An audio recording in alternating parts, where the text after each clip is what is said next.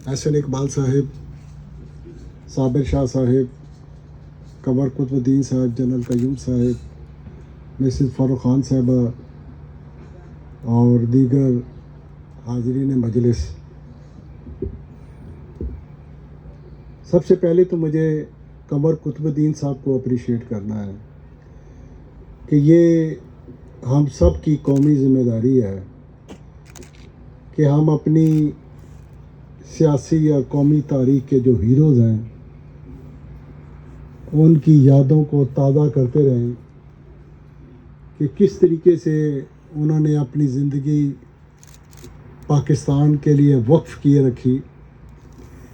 کیونکہ ہماری جو آنے والی نسلیں ہیں اور آج کی جو موجودہ نسل جو ہے وہ بھی ہمارے ان قومی ہیرو سے ناآشنا ہوتی چلی جا رہی ہے۔ کل ہم نے اسلام آباد چیمبر آف کامرس میں مولانا ظفر علی خان صاحب کی یاد میں تقریب کا انعقاد کیا تھا، اور مولانا ظفر علی خان وہ شخص ہیں جو پنجاب سے واحد شخصیت تھے جنہوں نے 1906 میں مسلم لیگ کے ڈھاکہ کے اجلاس میں شرکت کی تھی۔ تو آج خان عبدالقیوم خان صاحب کے بارے میں بات کرتے ہوئے قمر قطب الدین صاحب کے حوالے سے کہ ہمیشہ یہ قومی ذمہ داریوں کو پورا کرتے ہیں، مخلص شخص ہیں، جیسے کہ انہوں نے اپنی دیانت کی بھی بات کی، اور ان کے آئیڈیل بھی خان عبدالقیوم خان تھے، اور خان عبدالقیوم خان بے پناہ صلاحیتوں کے مالک تھے۔ انہوں نے اپنی تقریر میں ان کے بارے میں بہت کچھ کہا ہے۔ میں کہتا ہوں کہ وہ محسن پاکستان تھے۔ اگر خان عبدالقیوم خان نہ ہوتے تو صوبہ سرحد جو ہے وہ شاید پاکستان کا حصہ نہ بن سکتا۔ قائد اعظم نے 1945 میں جب یہ بھانپ لیا تھا کہ اس وقت جو حالات تھے کہ صوبہ سرحد جو ہے ایک ایسا صوبہ ہے جہاں انہیں مشکلات پیش آ سکتی ہیں، تو انہوں نے اس وقت جب کہ خان عبدالقیوم خان، جیسے کہ قمر قطب الدین صاحب نے کہا، وہ پورے انڈیا کی جو کانگریس تھی اس کے ڈپٹی لیڈر تھے، اور انتہائی پڑھے لکھے، جیسے کہ لندن کے اسکول آف اکنامکس سے ماسٹر، بارٹ لا، اور پھر ماشاء اللہ ان کی زندگی کے جو طریقہ کار تھا، دیانتداری، محنت، مرد آہن بھی تھے۔ تو قائد اعظم نے انہیں کہا کہ خان صاحب آپ جدھر ہیں وہ آپ کی جگہ نہیں، آپ ہمارے پاس آ جائیں۔ اور یہ جو ان کا جملہ تھا قائد اعظم کا خان عبدالقیوم خان صاحب کے لیے، اور انہوں نے اس فیصلے کی تعمیل کی، مسلم لیگ میں شامل ہوئے، اور پھر ریفرینڈم جو تھا اس میں جس بھرپور طریقے سے انہوں نے حصہ لیا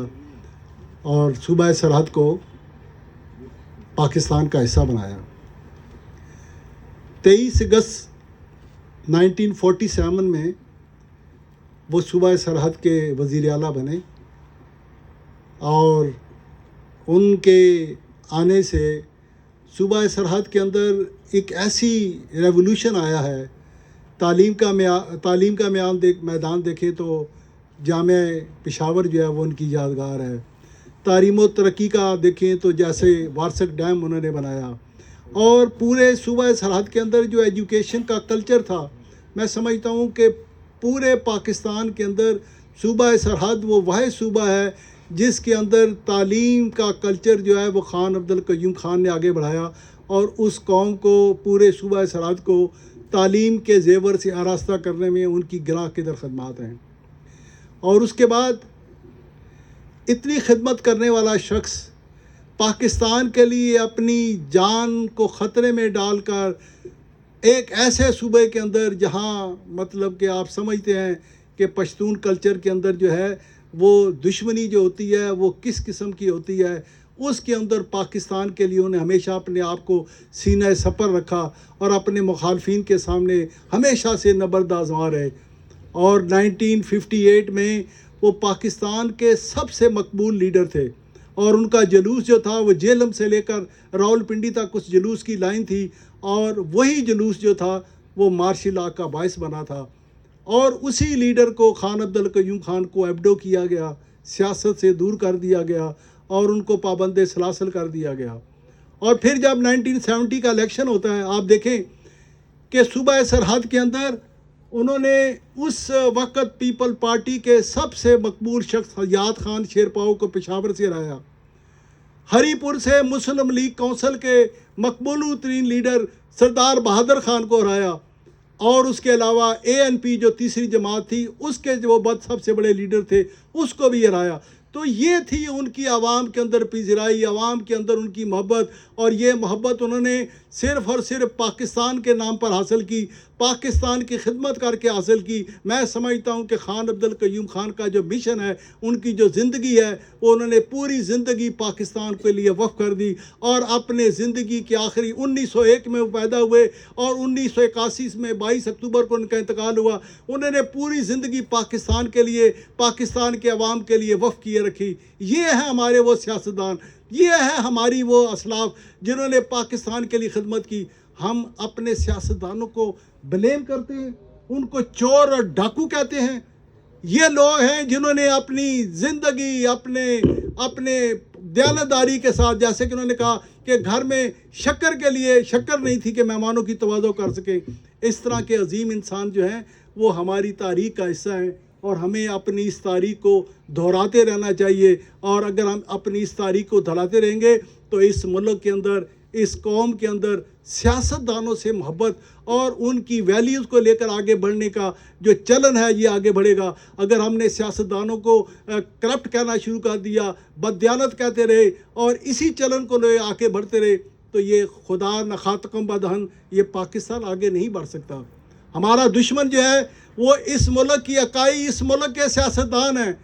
اس ملک کی سیاسی جماعتیں ہیں جو عوام کو جوڑ کے رکھے ہوئے ہیں، چاہے وہ مہاجر ہے، چاہے وہ پنجابی ہے، پٹھان ہے، بلوچ ہے، ان کو ایک اکائی ہے، وہ سیاسی جماعت ہے جو ان کو جوڑتی ہے۔ اور جب آپ سیاسی جماعتوں کو کمزور کرتے ہیں تو یہ اکائی ٹوٹ جاتی ہے، اور یہ خان عبد القیوم خان جو ہے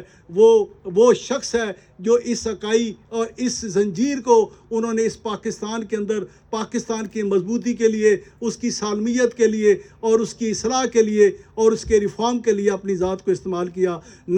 ابھی انہوں نے ذکر کیا پاسپورٹ کا، یقیناً یہ بہت بڑا وزیر داخلہ وہ 1970 سے جو 77 تک اس ملک کے وزیر داخلہ رہے، لیکن ان کا ایک کردار جو ہے وہ شاید کہیں تاریخ میں رقم نہیں ہے۔ 1973 کا جو کنسٹیٹیوشن تھا اس کے بنانے میں بھی ان کا بہت بڑا کردار تھا۔ یہ جو صوبائیت کے حوالے سے اور اس آئین کے اندر جو صوبائی معاملات تھے اس کے اندر بھی انہوں نے اپنا انپٹ دیا، اور ذوالفقار علی بھٹو نے، مرحوم شہید نے، ان کو ہمیشہ اپنے وزیر داخلہ کی حیثیت سے جو اپنا جو جیسے کہ انہوں نے کہا کہ ڈنڈا نہیں دیا بلکہ اصل اختیار ان کے ہاتھ میں دیا ہوا تھا، اور اس اختیار کو انہوں نے بڑی اچھے طریقے سے، احسن طریقے سے استعمال کیا۔ میں ایک بار پھر کنور قطب الدین صاحب کا اور یہاں پر سٹیج پر بیٹھے ہوئے جتنے بھی دوست احباب ہیں ان سب کو سلام پیش کرتا ہوں کہ وہ ایک عظیم شخصیت کو خراج عقیدت پیش کرنے کے لیے یہاں موجود ہیں۔ بہت بہت شکریہ، تھینک یو سر۔